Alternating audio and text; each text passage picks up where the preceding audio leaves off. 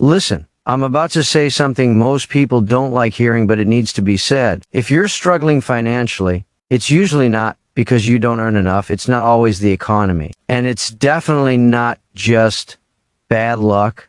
Most people stay broke because of how they spend their money. Small decisions, repeated over time, quietly keep them stuck. And before you click away, stay with me, because understanding this one idea can completely change your future. Here's the principle that separates wealthy people from everyone else. Rich people buy assets. Poor people buy liabilities and mistake them for assets.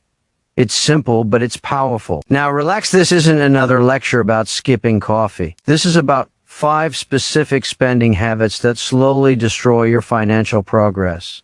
Today, we'll start with the first one, but before we do, if you're serious about building wealth, if you're tired of living paycheck to paycheck, and if you want real financial freedom someday, hit the subscribe button. This channel is for people who see money as a tool, not a toy. Let's begin. The first thing you need to stop buying without thinking: brand new cars. This topic makes people uncomfortable, but the math doesn't lie. The moment you drive a new car off the lot, it instantly loses around 20 to 30% of its value. In just 1 year, that loss grows. In 3 years, you may have lost nearly half of what you paid. You're not just buying transportation, you're paying for rapid depreciation. What makes it worse is financing. Many people take loans with high interest rates to buy something that's losing value every single day. That means you're paying interest on an item that's already shrinking in worth. Financially, that's a terrible deal. And leasing, even worse. You spend thousands of dollars and walk away with nothing at the end. No ownership, no equity. The dealership profits while you stay exactly where you started.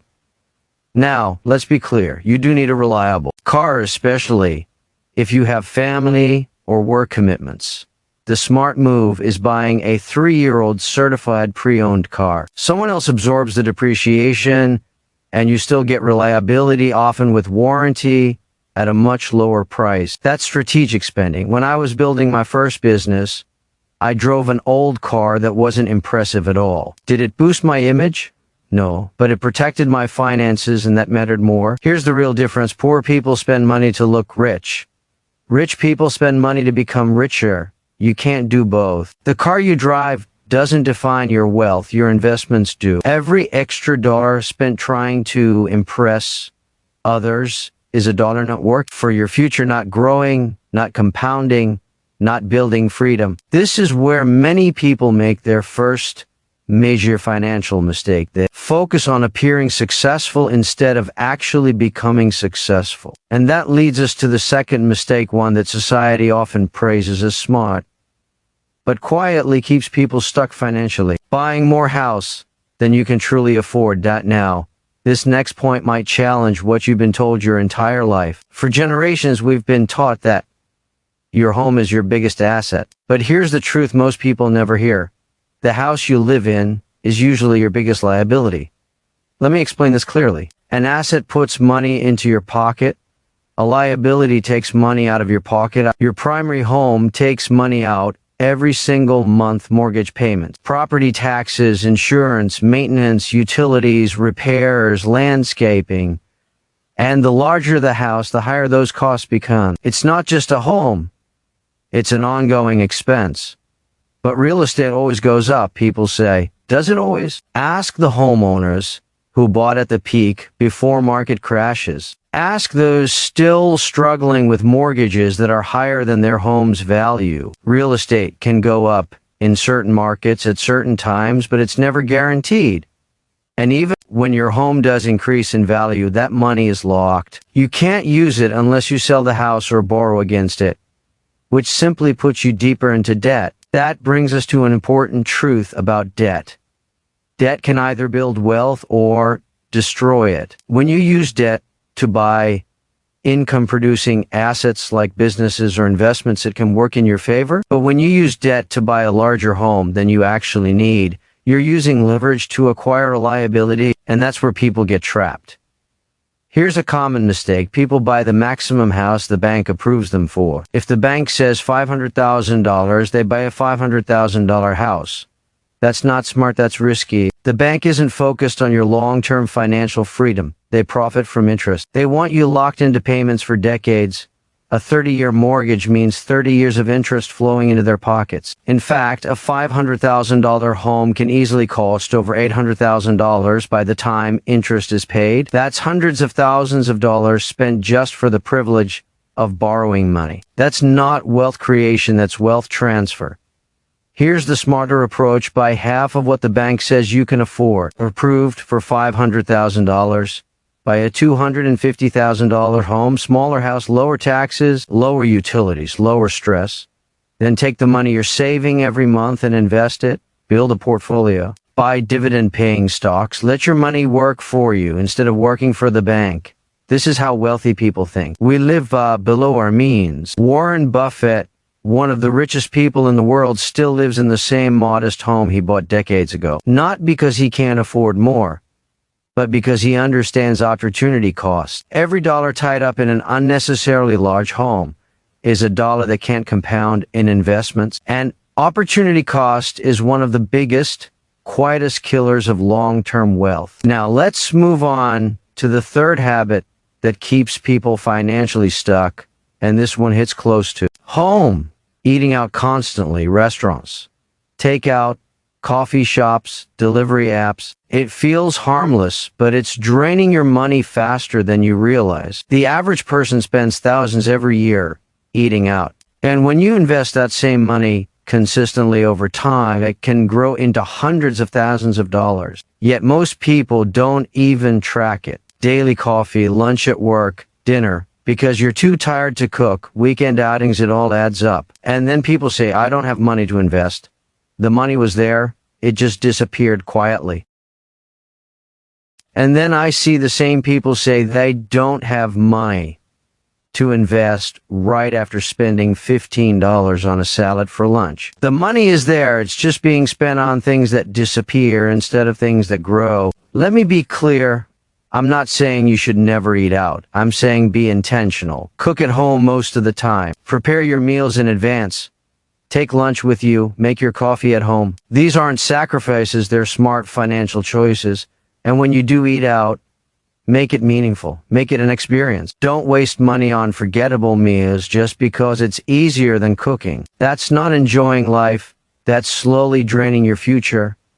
Wealthy people understand that every dollar has a job. People who struggle financially assume small expenses don't matter. But they do. Small expenses repeated every day turn into massive leaks.